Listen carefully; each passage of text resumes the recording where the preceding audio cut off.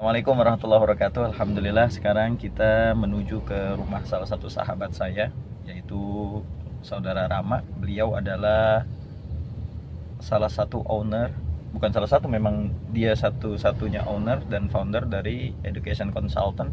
Beliau adalah santri. Sekarang kita akan mengupas bagaimana kehidupan santri yang sukses, khususnya santri-santri lulusan dari Al-Qalam. Saya saat ini ditemani oleh sahabat saya nih, Ustadz Alfian Arif.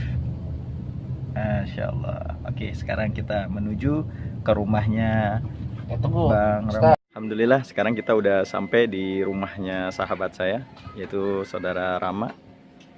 Mari kita sama-sama membahas, berbincang, wawancara tentang keseruan-keseruan dari beliau. Beliau sukses.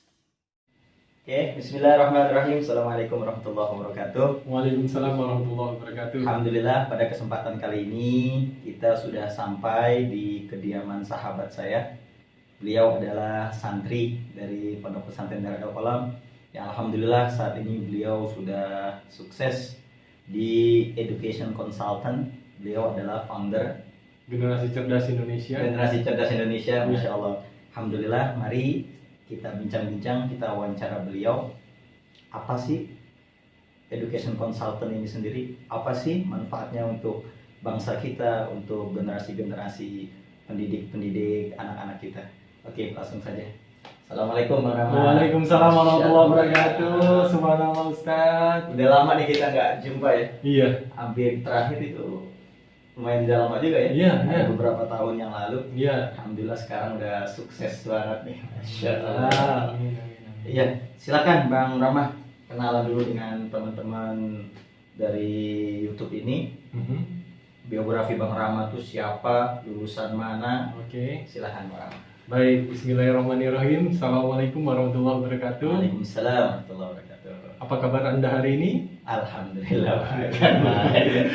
Kayak mari tunggu ya. Iya. Iya, iya, baik. Jadi kalau di Generasi Cerdas Indonesia kami punya tagline gitu. Jadi kalau ditanya apa kabar Anda hari ini, jawabnya cerdas, antusias. Weh, cerdas antusias. Iya. Kita jawab Ustaz, apa kabar Anda hari ini? Cerdas, antusias. Oh, siap. Jadi kata cerdas itu mewakili keyakinan kami bahwa setiap manusia itu memiliki kecerdasan yang istimewa. Iya. Kata antusias itu sebetulnya titipan dari Tuhan, dari Allah, bahwa kita setiap manusia itu harus terus meningkatkan kapasitas diri, harus terus belajar. Fastabiqul khairat. Iya, fastabiqul khairat. Masya Allah. Jadi harus antusias, selalu belajar dan sharing kalau kita punya ilmu. Benar. Nah, kayak yang dilakukan Ustadz Masya Allah. Zul ini ya kan, ada ilmu sedikit kita bagiin, ya kan? Jangan pelit-pelit sama ilmu. Siap. Insya Allah Amin. ilmu nanti yang didapatkan sama pemirsa, sama kami juga nih, bisa jadi amal jariah Amin, kita. ya Allah. Mudah-mudahan ya kan turun temurun. Betul. Ya. Introduce. Jadi, oke, perkenalan nih, saya Muhammad Ramadona, biasa disapa dengan Rama. Jadi saya ini dulu merantau di pondok pesantren, jadi lulus SD, saya asalnya dari Lampung. Lulus SD saya merantau ke Darul Qalam namanya, jadi pesantren di Balaraja Tangerang. Gitu. Jadi awalnya saya tertarik pesantren itu tahu nggak Ustaz? Apa? Sebetulnya saya karena ngeliat kakak saya itu dibawain makanan banyak. Oh gitu? Iya. Itu kakak pondok juga ya? Iya, mondok juga gitu kan. Jadi kakak saya dua, cewek, dua-duanya di pondok. Dan itu kalau mau ke pondok itu luar biasa persiapan. Dibawain orang tua ya? Iya, kita kan anak kecil lihat makanan gitu kan, kita jarang makan gitu kan. Ciki-ciki, coklat, Iya, enak gitu kan. dibawain. Kalau kita mau motong enak bener kayak. Masya Allah. Dikit-dikit buat teteh di pondok gitu kan, buat Betul, cece betul. di pondok. Wah, itu motivasi awal saya. Awalnya makanan ya? Awalnya makanan. Bukan pelajaran. Bukan. Iya, betul. Jadi karena itu, dan perhatian orang tua tuh luar biasa gitu Ya, sama benar. anaknya yang di pondok gitu. Akhirnya saya memutuskan untuk Mondok. mondok gitu. Masya Allah. Sampai selesai beliau 6 tahun. Alhamdulillah Masya ya, Allah. berkat punya sahabat Iya, gitu. Sahabat luar biasa. Saya dulu sering emang dari pesantren kita sering tukar-tukar pikiran. Iya, betul. Diskus. Iya. Ya, sebenarnya seperti orang yang nggak pantas untuk anak kecil berdiskus-diskus untuk masa depan ya. Tapi beneran loh, beliau memang dulu memang punya cita-cita tuh.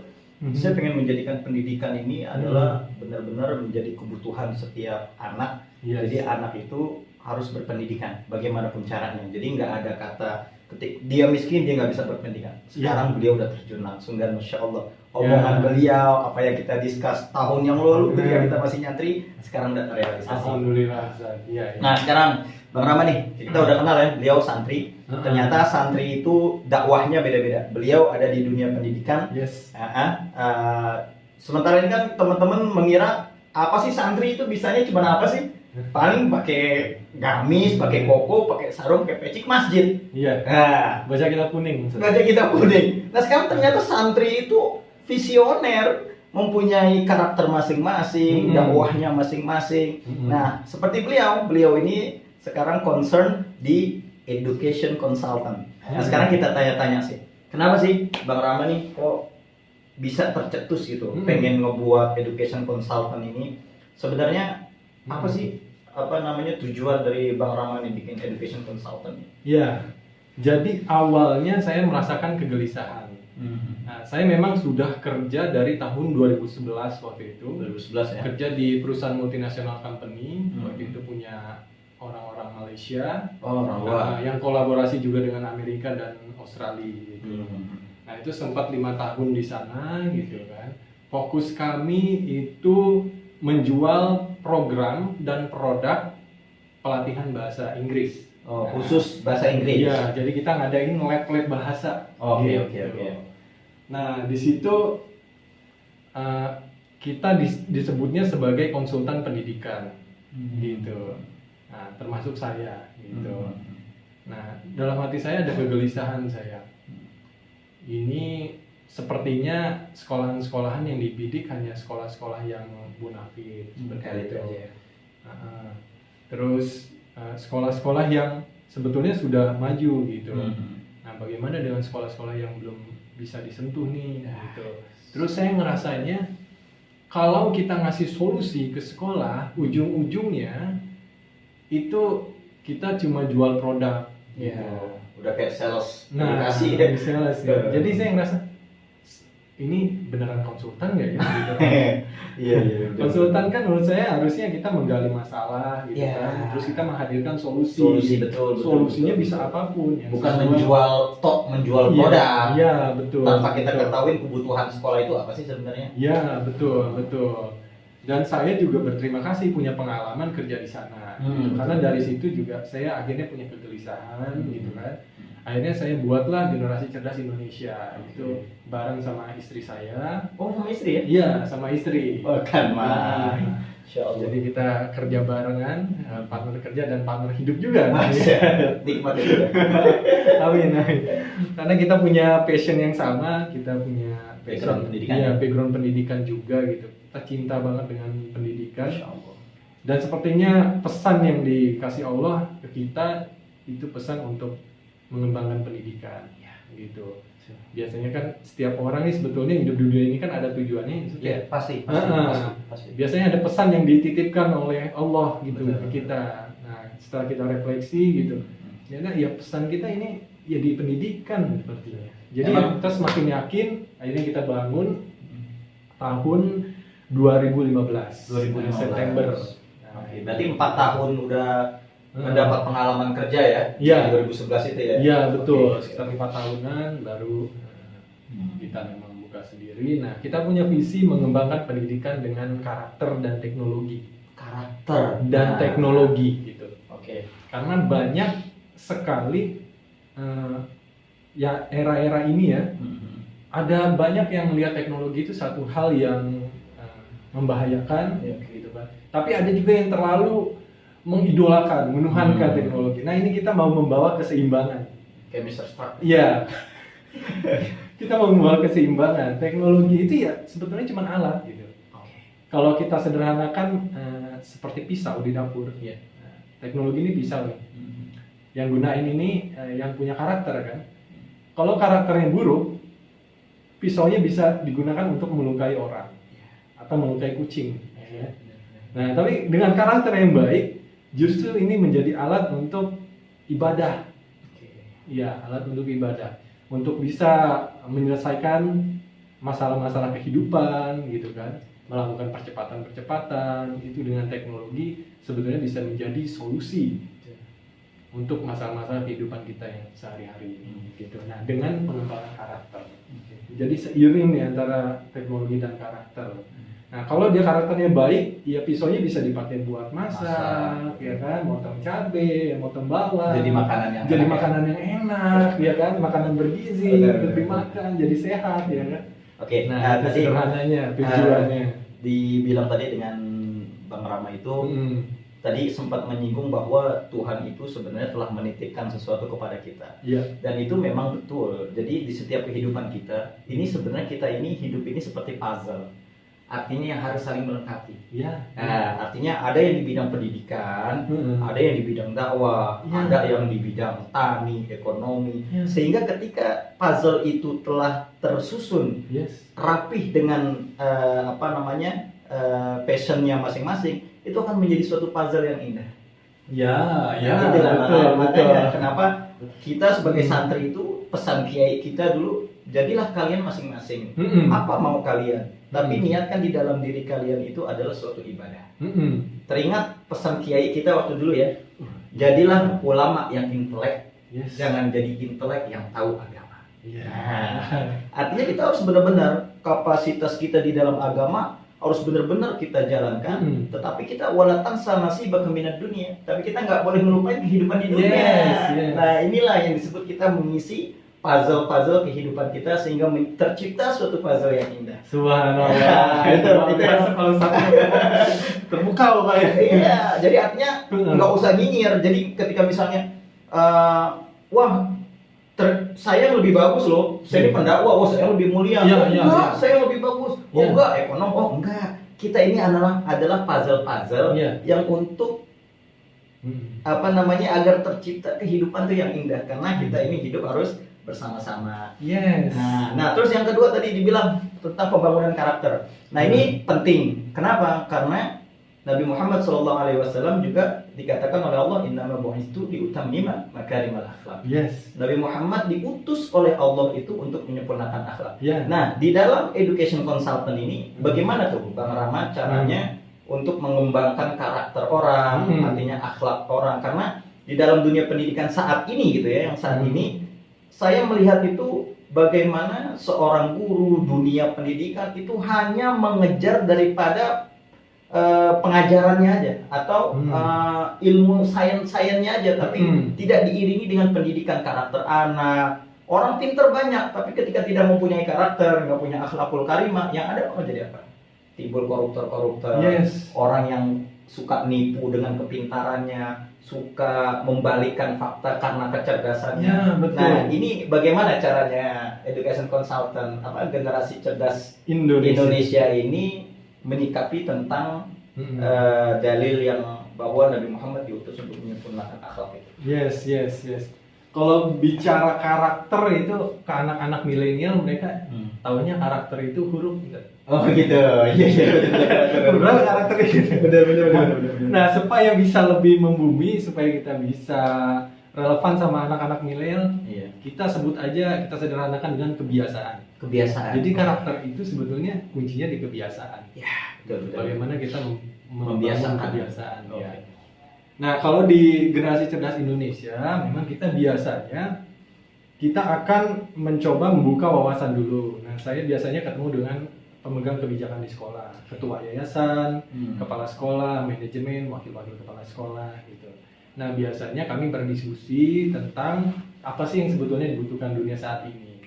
Dan bagaimana pendidikan di sekolahnya mempersiapkan anak didik yang sesuai dengan kebutuhan zaman. Gitu. Dan karakter ini menjadi yang utama saat ini. Betul. Jadi kalau Nabi kita, Nabi Muhammad membawa pesan 1400 tahun yang lalu, dan sekarang mulai booming, gitu. Dan semakin kuat kebutuhan untuk pengembangan karakter. Gitu. Karena teknologi, apalagi teknologi di era teknologi ini, orang mudah banget untuk kalau karakternya nggak baik itu bisa merusak tatanan bahkan. Gitu. Kayak cyber crime itu udah mulai banyak gitu kan. Ada orang yang punya kecerdasan luar biasa, bisa menghack rekening orang, dicuriin. Nah, memang nggak kelihatan satu rekening, misalkan 10.000, tapi dari jutaan rekening gitu kan. Nah, belum lama ini kemarin ini. Yes. Teman saya itu WhatsApp-nya itu dihack. Iya. Jadi teman-temannya itu minta duit dong, minjem duit segala macam. Itulah salah satunya mungkin itu kan kecerdasan tapi nggak ada karakter, bahaya. Iya. Dan impact-nya luar biasa saat ini. Kalau karakternya kurang-kurang di era teknologi ini, dampak dari kekurangan karakternya itu bisa lebih luas. Iya. Contoh, dia melakukan hal-hal buruk, mereka posting di medsos, langsung viral gitu. Nah, jadi gimana caranya?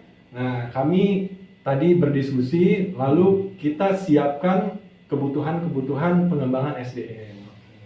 Jadi kami sebetulnya lebih fokus di SDM. Manusianya ya? Pengembangan SDM-nya, itu guru, manajemen, TU-nya, dan murid-muridnya gitu. Jadi kita buat program cetak biru, biasanya 1 atau sampai 3 tahun ke depan gitu. Nah, kebutuhan pelatihannya apa? Contoh, misalkan sekolah mau melakukan pengembangan paperless gitu, supaya go green sekolahnya gitu kan.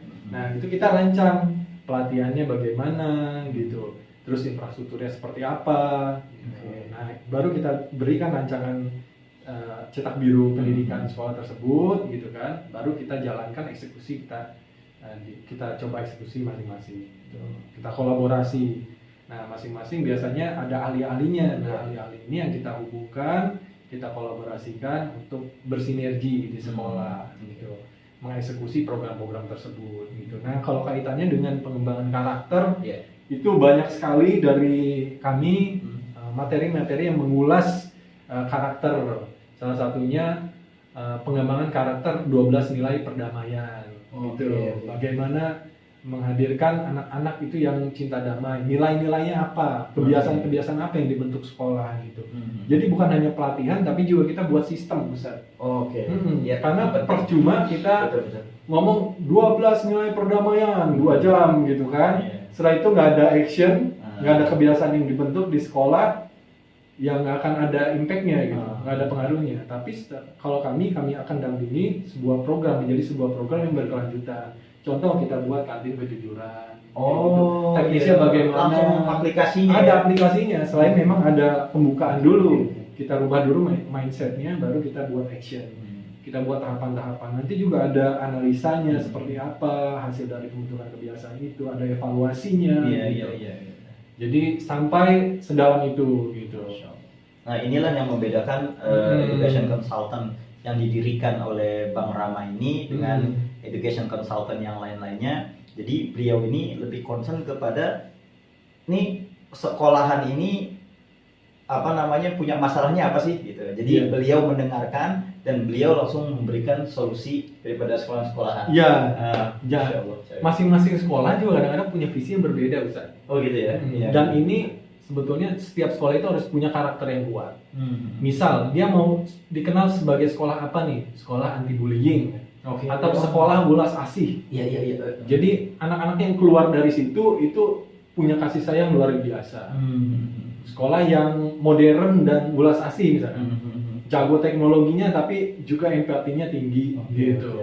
Nah, itu harus kuat masing-masing sekolah brandingnya. Ada yang sekolah yang fokusnya di bahasa misalkan. Ketika anaknya lulus itu bahasanya keren lah ya kan. Komunikasinya bagus gitu. Banyak menguasai berbagai macam bahasa seperti itu. Nah, jadi ya harus di sekolah juga harus punya branding sekarang. Apalagi sekolah identitas ya? Iya. Apalagi sekolah swasta. Ini yang bersaing dengan negeri ya, nggak mungkin bisa kan? Karena negeri gratis, apalagi di DKI Jakarta. Benar. Kalau mereka nggak punya karakter yang kuat, ya lama-lama sekolahnya tutup. Iya, betul. Nah, ini Bang Rama, ini kan sekarang kita udah masuk ke masalah situasi pandemik seperti ini dan otomatis pasti cara belajar mengajarnya pasti kan sangat beda sekali nih. Dan kalau saya perhatikan, nampaknya Indonesia ini tidak punya plan plan B untuk menghadapi bagaimana jika suatu saat Indonesia menjadi seperti ini. Artinya setiap sekolahan itu belum punya sistem homeschooling. Bagaimana caranya? Khususnya di saat pandemik seperti ini, saat para peserta didik disuruh di rumah, sementara gurunya ngajar melalui Zoom atau media-media yang lainnya. Nah itu bagaimana tuh menurut kacamata dari Generasi Cerdas Indonesia ini sebagai education consultant itu menghadapi situasi pandemik di dalam belajar mengajar? Ya, sebetulnya ini teguran juga buat kita gitu. Nah, yang pertama ada satu riset di Inggris itu forum namanya Economic for Education. Economic for Education. Ya. Nah, itu penelitiannya bahwa Indonesia ini ketinggalan sekitar 100 tahun dalam dunia pendidikan gitu. Se-Indonesia? Iya, penelitiannya gitu. Indonesia 100 tahun tertinggal? Iya, betul. Wow. Iya. Jadi ya kita tuh baru siap menghadapi skill 421 itu 100 tahun ke depan gitu. Jadi prediksi mereka. Jadi memang kita itu ketinggalan. Iya, memang. Terutama di pendidikan, luar biasa. Kalau kita bandingkan dengan dunia kesehatan, itu kesehatan udah canggih banget kan, betul. Teknologinya luar biasa kan. Tapi lihat ke sekolah gitu, miris kalau lihat sekolah, teknologi kita ketinggalan banget. Nah, di saat pandemi ini, sekolah-sekolah yang negara maju, terutama yang sekolahnya sudah melibatkan teknologi dalam pembelajaran, itu nggak ada masalah sebetulnya. Nggak ada masalah karena mereka sudah terbiasa. Betul. Dan sudah melibatkan keluarga untuk membentuk pendidikan. Contoh di Finlandia. Oke. Ini seru nih. Nah, jadi ini seperti sentilan sebetulnya. Kita punya bapak pendidikan yang luar biasa, banyak juga diterapkan. Filosofi pendidikannya banyak diterapkan di negara-negara maju, termasuk Finlandia. Gitu. Itu mengadopsi dari Ki Hajar Dewantara? Iya, salah satunya gitu. Bahwa belajar adalah taman bermain, sekolah adalah taman bermain kayak gitu. Makanya dibuat senyaman mungkin sekolah itu gitu. Anak itu harus bahagia, guru juga harus bahagia gitu. Karena ketika bahagia ya serotoninnya itu kan muncul, jadi belajar itu lebih mudah gitu. Karena sekarang banyak orang ketika masuk sekolah, sekolah lagi. Nah, itu kenapa? Mungkin karena gurunya killer ya. Bisa jadi ya. Iya. Jadi anak itu belajar itu jadi beban ya. Iya. Bukan suatu hal kebutuhan kita. Nanti 10 tahun ke depan kita akan menjadi seperti ini. Iya. Ayo kita semangat. Nah, ini nggak ada nih di Indonesia. Masih jadi beban. Bisa jadi beban ya. Apalagi anak-anak sekarang kan dunianya mereka kadang-kadang anak milenial, terutama zilenial ya. Generasi Z yang milenial itu. Mereka dituduh anak-anak yang kurang ngajar sama gurunya. Padahal sebetulnya tidak. Kalau kita lihat dari sisi sudut pandang yang lain, karena memang dunia mereka tuh udah gadget oriented gitu. Yes.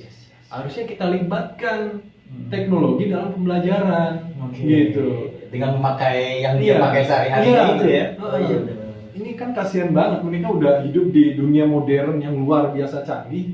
Ketika ke sekolah, ucuk-ucuk gurunya masih metodenya ceramah, nerangin. Gitu kan, ya otomatis mereka hilang arah gitu, nggak fokus sama gurunya karena seperti kembali ke zaman dulu gitu mereka, dan itu bukan dunia mereka gitu, makanya mereka nggak tertarik gitu sama guru-gurunya. Nah, yang disalahin ya anaknya gitu kan, padahal mungkin kita harus evaluasi sebagai guru. Nah, ini penting juga ini. Kita menggunakan teknologi. Penting juga untuk masalah guru-guru segala macamnya di dalam hal pendidikan ya, sama juga orang tua ataupun guru. Kita belajar dulu ada namanya kitab Ta'limul Muta'allim. Yes. Yang artinya di situ intinya kamu ajarilah anak didikmu, baik anakmu ataupun murid-muridmu di saat zamannya. Artinya nggak bisa kita memakai pola yang lama. Kita dulu waktu masih kecil di SD belajar seperti itu, di saat milenial seperti ini kita nggak bisa memakai metode yang sama. Yes. Kita harus mengikuti zaman, betul? Yes. Betul. Berarti sesuai banget pelajaran yang kita pelajari. Iya, didiklah anak didikmu untuk hidup di zamannya, bukan hidup di zamanmu. Apalagi di zaman dulu, gitu. Itu lebih parah lagi. Itu makanya kita ketinggalan terus. Pendidikan kita ketinggalan terus. Karena cara mendidik kita masih sama seperti cara 50 tahun yang lalu gitu. Dan sebetulnya lagi-lagi Ki Hajar Dewantara itu sudah banyak memberikan filosofi pendidikan, bahkan metode-metodenya. Itu 50 tahun yang lalu sudah jelas metode-metode modern sebetulnya yang bisa dipakai, bahwa guru adalah hanya sebagai fasilitator gitu kan, bukan pakai metode ceramah. Apalagi zaman sekarang kalau cuma mau mentransfer ilmu, transfer knowledge doang, itu anak udah mudah bisa banget Google kan. googling. Nah, jadi caranya itu harus berbeda. Jadi sudah harus mengajarkan bagaimana caranya belajar, bagaimana cara memanfaatkan informasi yang valid gitu kan, bagaimana menyaring informasi yang benar karena kan banyak hoax berterbaran, bagaimana cara kita untuk berkolaborasi, berkomunikasi, berpikir kritis, berkreativitas. Saya rasa itu yang harusnya diajarkan gitu, bukan lagi cuma transfer knowledge gitu. Dan ini generasi cerdas Indonesia ini punya sistem dan Ya, solusi terhadap. ya betul. Masya Allah. Kita selalu merubah dengan mengawali perubahan mindset dulu biasanya. Kalau kita ngasih pelatihan, mindsetnya dulu gitu kan, baru kita ke praktek-praktek gitu. Nah itu yang kami lakukan di generasi cerdas Indonesia. Masya Allah. Ini Nah kalau balik lagi ya, sebetulnya kita ini dengan pandemi ini ya disentil juga sama Allah gitu. Ini lu punya bapak pendidikan yang keren banget loh. ya, Jadi Ki Hajar Ki Hajar Dewantara. Dewantara, iya. Menurut beliau kan salah satu tujuan pendidikan adalah untuk memerdekakan manusia supaya mereka bisa merdeka dalam mengambil keputusan dan melakukan Kawasan. tindakan. Tuh, Gitu. merdeka dalam Jadi wawasan. mereka paham betul apa yang mereka lakukan nih. Iya, Dampaknya bagaimana buat masyarakat. Dampaknya bagaimana buat masyarakat luas seperti itu. Nah, menjadi orang yang merdeka. Dan pendidikan itu harusnya melibatkan 3 aspek. Trisentra pendidikan. Kalau Ki Hajar Dewantara menyebutnya, apa itu? Ada keluarga, masyarakat, sekolah. Nah, Keluarga, masyarakat, sekolah. itu. Ini yang diajarkan Ki Hajar Dewantara di dalam mendidik. Yes. Jadi harus melibatkan 3 aspek itu. Nah, kan kerasa banget nih pandemi ini. Benar. Tiba-tiba orang tua dapat borongan gitu kan. Iya. Ada yang emosi ya. Iya emang. Ada yang Ngajarin emosi. anaknya sendiri. Iya benar. Iya benar. Apalagi kalau anaknya 3, bayangin. Anaknya 4 dan aktif sekolah semua. Oh, saya nggak kebayang. Hektiknya bagaimana itu orang tua gitu kan. Nah ini gimana nih di generasi cerdas Indonesia menyikapi dari 3 pernyataan Ki Hajar Dewantara di dalam pendidikan. Yang pertama itu kan tadi di dalam keluarga ya. Nah ini bagaimana nih solusi dari GCI ini, generasi cerdas Indonesia, untuk melibatkan keluarga itu seperti apa ya? Nah, kalau untuk keluarga itu harusnya kebiasaan-kebiasaan itu dibentuk dari keluarga, karakter-karakter, pengembangan karakter. Oke. Karena yang kita pernah belajar tuh di pondok Al-Ummu Madrasatul Ula lil aula. Masya Allah. Masih ingat tuh Iya. kan main. Jadi ibu adalah madrasah atau sekolah pertamanya anaknya. Oke. Gitu. Jadi anak itu mau kelihatan baik, mau kelihatan buruk tergantung ibunya. Nah, itu. Benar. Ya, Iya. Kalau Betul. anaknya, mohon maaf, sembrono segala macam, coba tanya orang tuanya di rumah, dia ngajarin pendidikan. Nah, Dia ngajarin karakter kan? Iya, Bener betul, ya? betul. Nah, kalau kita relevan gitu, kita tarik dengan yang terjadi dengan pandemi ini dalam proses pembelajaran gitu. Kita nggak bisa memberikan pendidikan itu sepenuhnya untuk sekolah gitu kan. Karena anaknya sendiri kan di rumah. Di rumah, betul. Nah, ini gimana caranya kita juga orang tua memiliki tanggung jawab yang besar untuk mendidik anaknya sendiri, anak kandungnya gitu kan. Nah, caranya bagaimana? Misal ya. Jadi anak itu identik bisa ya, anak itu benar-benar melihat contoh orang tuanya sebetulnya. Nah, bagaimana kalau kita mau mencetak anak yang haus ilmu, yang rajin belajar? Ya kita harus membuat kebiasaan-kebiasaan itu di rumah. Contoh simpelnya, orang tua menerapkan 1 jam aja, 1 jam setiap hari baca buku. Baca buku aja bareng, baca bukunya setengah jam. Orang tuanya baca juga dong? Baca juga. Nggak main gadget? Enggak. Oke. Kalau mau baca gadget juga isinya ya berarti Facebook, PDF gitu kan, e-book gitu kan. Nah itu nanti didiskusikan sama anak-anaknya. Ya tentunya dengan bahasa-bahasa yang disesuaikan dengan kemampuan anaknya. Kalau anak bahasa SD ya pakai bahasanya SD. Kalau anak SMP. Nah, sekarang Bang Rama nih, kita mau nanya nih, Oke, siap. jika seandainya nih saya punya yayasan pendidikan, saya pengen bekerja sama dengan GCI ini, Generasi Cerdas Indonesia, tuh gimana caranya?